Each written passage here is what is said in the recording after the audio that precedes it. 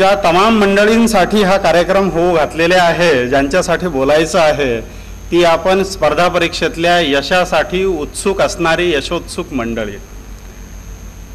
हा कार्यक्रम इथं होतो याचं मला महत्त्व थोडं अधोरेखित करावं असं वाटतं. ज्या काळामध्ये मी 98ला ग्रॅज्युएट झालो, मी माझी ती कथा सांगणारच आहे इथं. आणि तेव्हा मी तयारी करत होतो तेव्हा परिसरामध्ये असं कोचिंग देणाऱ्या, असं शिकवणाऱ्या काही संस्था नव्हत्या किंवा त्यांच्या शाखा नव्हत्या. मग माणसाला जर का असं काही पाहिजे असेल मार्गदर्शन तर त्याला पुण्या मुंबईमध्ये जावं लागेल. दरवेळेला जेव्हा मी बोलायला उभा राहतो तेव्हा स्वतःला एक प्रश्न विचारतो की का बोलायचं, कशासाठी बोलतो आहे. मला असं वाटतं की जे काही माझ्याकडे सांगण्यासारखं आहे ते आपल्यापर्यंत पोहोचावं म्हणून मी बोलतो आहे. आणि हे सगळ्यांसाठी नव्हे, ज्यांच्या मनामध्ये काहीतरी उर्मी आहे, ज्यांच्या मनामध्ये काहीतरी ज्योत आहे, ज्यांच्यामध्ये भिजलेली वात आहे, तिला कुठंतरी ते ज्योत लावण्याचं, ती प्रज्वलित करण्याचं काम व्हावं.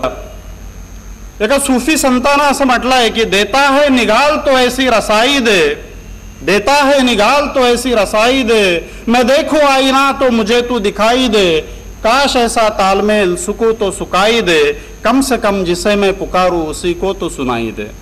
हे जे ज्यांना पुकारतोय मी किमान त्यांनी तरी ऐकावं अशी माझी अपेक्षा. सरळ मुद्द्यावर येतो. तुमच्या पुढे मांडताना मला पहिला मुद्दा हा मांडायचा आहे की मी कसा घडलो. मला तुम्हाला सांगताना अभिमान होतो की मी एका अत्यंत गरीब घरातून पुढे आलो. अशा गावातून पुढे आलो की ज्या गावामध्ये 10वीच्या पुढे शिक्षणाची सोय नाही. माझ्या अख्ख्या 17 पिढ्यांमध्ये कोणी ग्रॅज्युएट झालेलं नाही, 10वी पास झालेलं नाही. माझी आई 9वा वर्ग शिकलेली आहे, माझे वडील 10वा वर्ग शिकलेले आहे. घरी कापडाचं एक छोटंसं दुकान होतं आणि वडिलांना असं वाटायचं की शिकून कोणाचं भलं झालेलं आहे. त्याच्यामुळे वडील म्हणायचे की हे सगळं बंद कर, हे सगळं थोतांड आहे. 2-3 लाख रुपये दिल्याशिवाय कोणाला नोकरी लागलेली आहे. साधा चपराशी व्हायचं असेल तर 2-2 लाख रुपये मोजावे लागतात. वडिलांना भीती अशी होती की नजाने पोरगा शिकला आणि उद्याच्या नोकरीसाठी पैसे देण्याची पाळी आली तर द्यायचे कुठून. स्वतःला जरी बाजारात विकलं तरीही लाख रुपये जमा होतील अशी स्थिती नव्हती. आणि अशा स्थितीमध्ये मी कसा बसा 10वी झालो. 10वीमध्ये चांगल्यापैकी मार्क्स मिळाले. आणि आता पुढे काय करायचं, कारण जास्त शिकण्याची उमेद नव्हती, तसा पाठिंबा मिळणे शक्य नव्हतं. आणि वडिलांचा सारखा आग्रह होता की हे सगळं बंद कर, शिकून कोणाचं भलं झालेलं नाही. मनुष्य जास्त शिकला, तुम्ही आजकाल पाहिलं असेल की जो शेतावर काम करतो तो जरा शिकला की शेतापासूनही तुटतो. डवरा चालवण्यामध्ये त्याला लाज वाटते. आणि इकडे शिकल्यामुळं त्याला अनेक कारणामुळं कदाचित जॉब नाही मिळू शकला तर म्हणजे इकडचा ना तिकडचा अशी स्थिती होती. अशी भीती माझ्या वडिलांना वाटत होती. आणि त्यांचा सारखा आग्रह सुरू होता की हे सगळं सोड आणि मला धंद्यामध्ये मदत कर. आणि असं करता करता 91ला मी 10वी झालो. 1991 साली मी ITI मध्ये ॲडमिशन घेतली. 1993 साली अमरावती ITI मधनं मी इलेक्ट्रॉनिक्स कोर्स घेऊन बऱ्यापैकी मार्क्सनी पास झालो. परंतु ते नोकरीचं काही जमलं नाही, कुठल्या कंपनीमध्ये चिकटलो नाही. 1993 ते 94 हे वर्ष माझं फुकट गेलं. काहीच करत नव्हतं, अक्षरशः काहीच करत नव्हतं. आणि मग त्याच कालावधीमध्ये गावाच्या स्टँडवर एक कापडाचं मी दुकान लावलं. कपडे विकत होतो. मग इलेक्ट्रॉनिक्स झाल्यामुळं जशी मेकॅनिकी जमते तसं TV, टेप रेकॉर्ड, रेडिओ दुरुस्त करत होतो. आणि असं करताना मग 1994 ते 95 या दरम्यानमध्ये 17 नंबरचा फॉर्म करतो का तुम्हाला? काय असतो? डायरेक्ट 12वी थेट एंट्री. मग तो 17 नंबरचा फॉर्म भरला, 12वीची परीक्षा दिली. गावाच्या शेजारी एक ब्राह्मणवाडा नावाचं गाव होतं, तिथे एक नवीन कॉलेज उघडलं होतं. नवीन कॉलेजला विद्यार्थी मिळत नव्हते, मला ॲडमिशन देणारं कॉलेज मिळत नव्हतं. आणि बऱ्यापैकी मार्क्स घेऊन मी तिथून 12वी झालो. हे दुकानदारी सोबत मेकॅनिकी सोबत पत्रकारिता असं सगळं सुरू होतं. आणि 1995 ते 1998 या कालावधीमध्ये हे सगळे उपक्रम राबवत असताना आणि माझा मागं माझी जी एक बहीण आणि माझा जो भाऊ त्यांच्या शिक्षणाला जमेल तशी मदत करत असताना मी 1998 साली ग्रॅज्युएट झालो. मला तुम्हाला सांगताना आनंद होतो की जणू काही मी शालाबाह्य किंवा कॉलेजबाह्य विद्यार्थी होतो. परंतु IIT रुडकीनं त्या काळामध्ये आयोजित केलेल्या निबंध स्पर्धेमध्ये मी अखिल भारतीय स्तरावर दुसरा होतो. या कालावधीमध्ये समाज कल्याण विभागानं डॉक्टर बाबासाहेब आंबेडकर यांच्या नावानं ज्या निबंध स्पर्धा आणि वक्तृत्व स्पर्धा आयोजित केल्या, या तिन्ही वर्षामध्ये मी त्याचा प्रथम पारितोषिक विजेता होतो.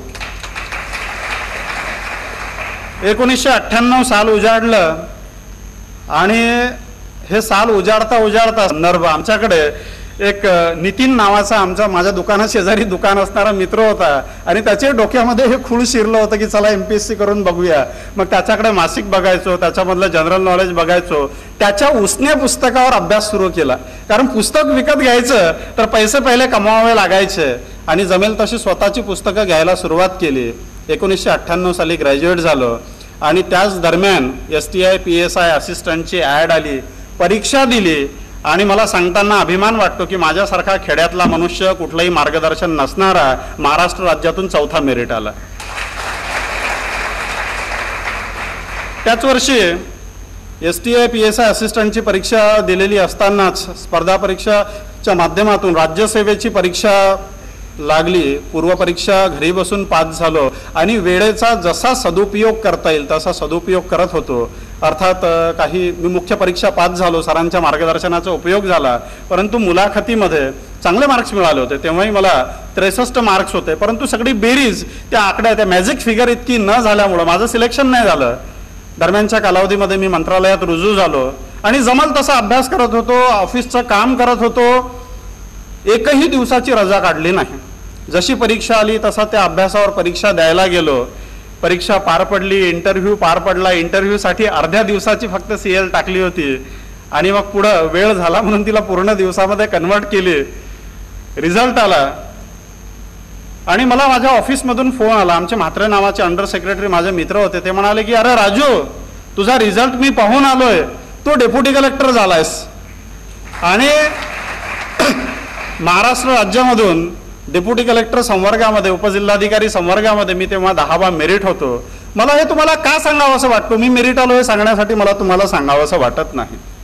मला हे तुम्हाला यासाठी सांगावं असं वाटतंय की ज्या परिस्थितीमधून मी वर आलोय त्या परिस्थितीमधून जाणारी तुमच्यापैकी अनेक लोक आहेत, त्यांना काहीतरी प्रेरणा मिळावी, त्यांना काहीतरी बोध मिळावा आणि सबब सांगण्याची सवड मिळू नये म्हणून हे मला तुम्हाला सांगावं असं वाटतं.